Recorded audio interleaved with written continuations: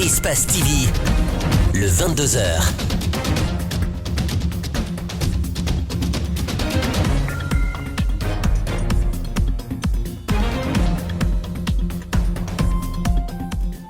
Lundi 3 juin 2019, bonsoir à toutes et à tous et bienvenue dans le journal. Au sommaire, mort du jeune Boukariou Baldé à Labé, les tensions restent vives sur le terrain. Un mouvement est né à Conakry pour réclamer justice pour ce jeune étudiant mort des suites de ses blessures après avoir été molesté par des agents des forces de l'ordre. Le ministère de l'Enseignement supérieur a décidé de faire observer une semaine de deuil dans toutes les universités du pays. Le professeur Maurice Toba Zogbelemou brise le silence chez nous après les polémiques suscitées par sa dernière contribution autour du débat sur la nouvelle constitution. Pour lui, l'article 51 permet au chef de l'État de faire adopter une autre constitution. La fête de Ramadan aura lieu ce mardi en Guinée et les fidèles se préparent à la célébrer. Les espaces de loisirs, les salons de coiffure, de couture et autres lieux sont fin prêts. Vous suivrez des éléments dédiés aux préparatifs de la fête avec nos reporters. C'est tout pour les titres.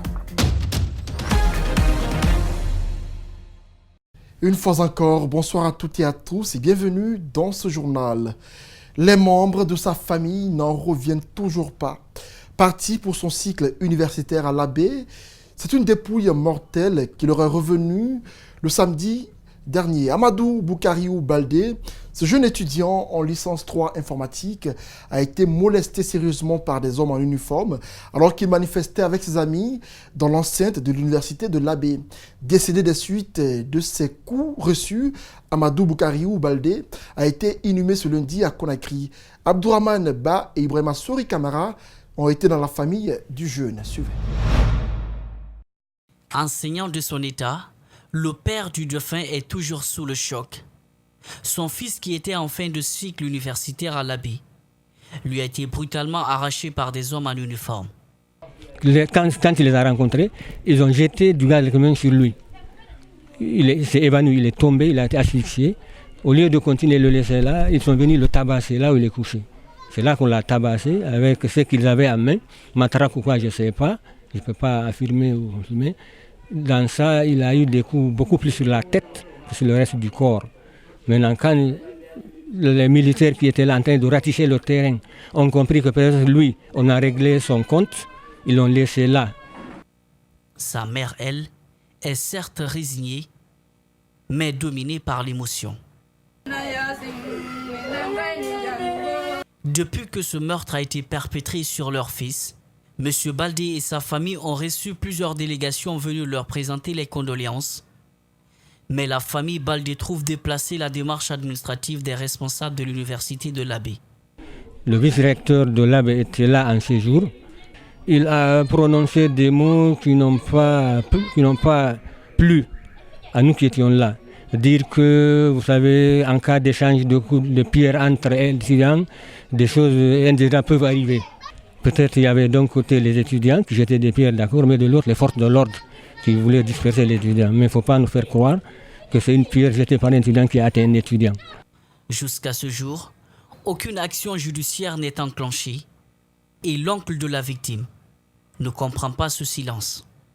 S'il y a mort d'homme, je pense que l'État n'a pas besoin de nous attendre. Toutes les institutions existent. On dit que notre pays est démocratique. Donc, ils n'ont qu'à mettre en branle la procédure judiciaire, que le procureur s'autosaisisse, qu'ils ne nous attendent pas. Amadou Boukariou Baldé a été inhumé ce lundi au cimetière de Koza, où il demeure désormais. Plusieurs associations d'étudiants réunis au sein d'un mouvement réclament justice pour Amadou Boukariou Baldé, étudiant décédé des suites de bastonnades des agents des forces de l'ordre. Ce jeune a succombé de ses blessures à l'hôpital régional de Labé.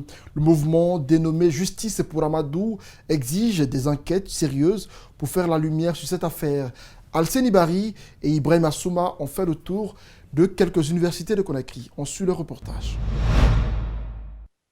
Dans ce mouvement Justice pour Amadou figurent les différentes associations estudiantines, notamment le collectif des universités publiques, le collège des universités privées, la Fédération estudiantine de Guinée. Le sujet au centre de leur discussion est la mort du jeune Amadou Boukariou Baldé.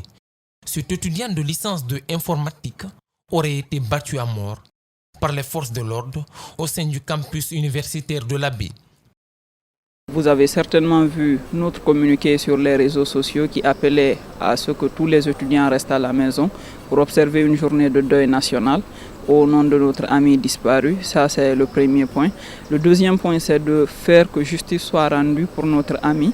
Ça, c'est le deuxième point. Et le troisième point, qui est aussi très essentiel, c'est de demander à l'ensemble des étudiants de se calmer et que nous, en tant qu'étudiants, on va trouver la solution à ce problème. Pour apporter son soutien moral à sa famille biologique et estudiantine, le ministère de l'Enseignement supérieur a annoncé l'observation d'une semaine de deuil, contrairement à une seule journée décidée par les étudiants du mouvement Justice pour Amadou.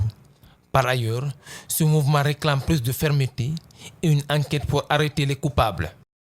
Nous accueillons cette nouvelle avec beaucoup d'observations. Nous observons, nous nous disons que certes c'est un premier pas vers l'hommage que nous souhaitons rendre à notre ami, mais ce n'est pas suffisant. Il faut aller au-delà de cela. Il faut ouvrir une enquête immédiatement. Il faut trouver les responsables de cet acte.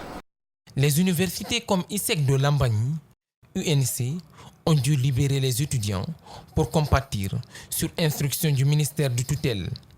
Une semaine qui va certes impacter les cours, mais possible à rattraper, bien que ce soit la veille des grandes vacances. Ça va impacter les cours, mais avant tout, il faut quand même cette solidarité humaine.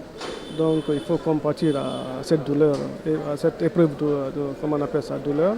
Donc, nous allons quand même nous réorganiser par rapport à ça, à ce que vraiment que le calendrier soit... Bon, nous sommes déjà habitués, hein, on a eu beaucoup de cas comme ça qui sont passés.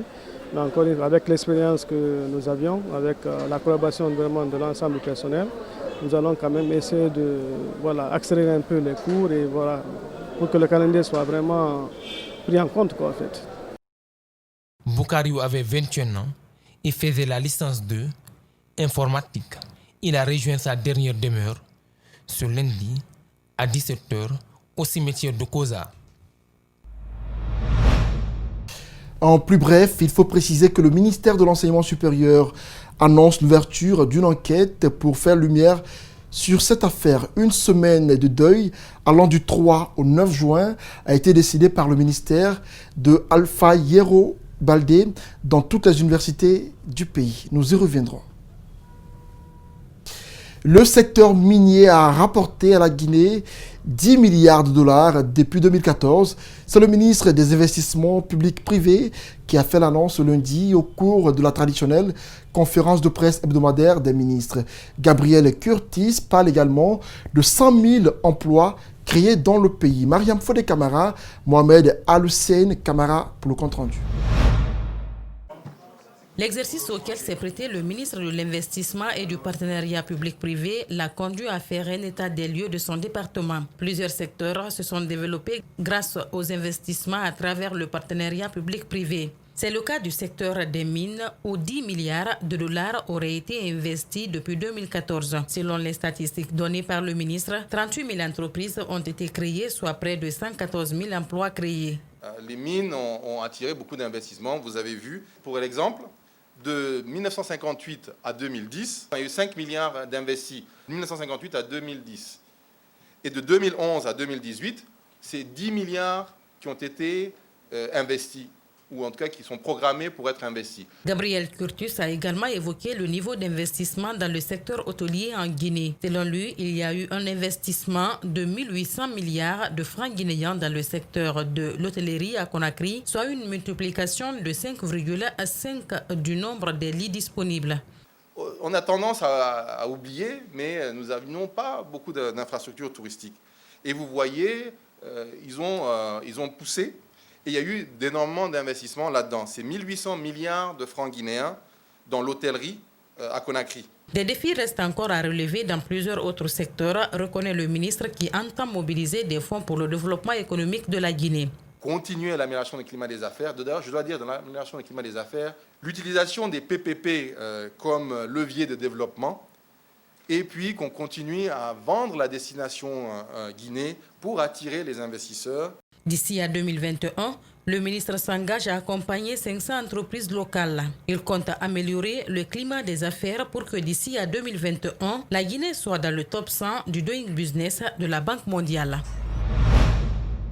Je vous l'annonçais dans les titres, sa dernière contribution dans la polémique sur la nouvelle constitution en Guinée a suscité le débat chez les hommes de droit et au sein de l'opinion nationale. Après les nombreuses polémiques, le professeur Maurice Togba Zobelemou a décidé de briser le silence ce lundi. Invité de l'émission Les Grandes Gueules, cet avocat et enseignant a indiqué que sur la base de l'article 51 de la Constitution, le président de la République a la possibilité de proposer une nouvelle constitution aux Guinéens. Nous l'avons interrogé juste après l'émission. Reportage, Abdoulaye Sadio Diallo, Abakar Dine Kamara. Le 27 mai dernier, le professeur Zogbelamou Togba a rendu publique une analyse en guise de contribution dans le débat juridique en cours en Guinée.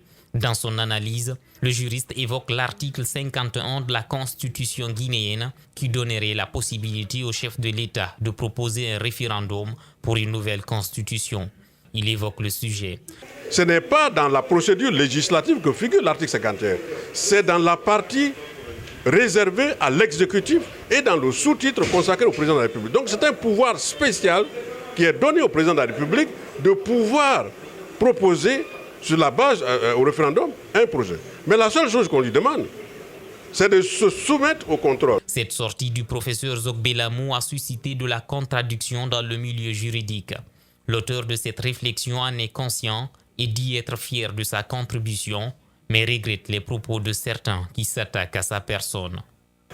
Ma contribution, et j'en suis très heureux, a permis à certains cadres guinéens, certains intellectuels guinéens, d'apporter leur contribution avec toute la courtoisie nécessaire, dans un style très élégant.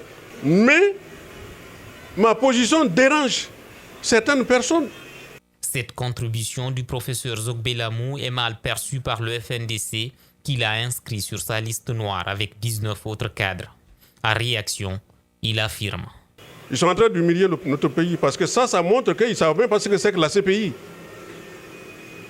On attend, puisqu'ils engagent une action, on attend la suite et on verra. Les contradictions autour d'une nouvelle constitution ou non deviennent de plus en plus récurrentes. La question désormais, c'est à quoi tout cela aboutira dans l'avenir.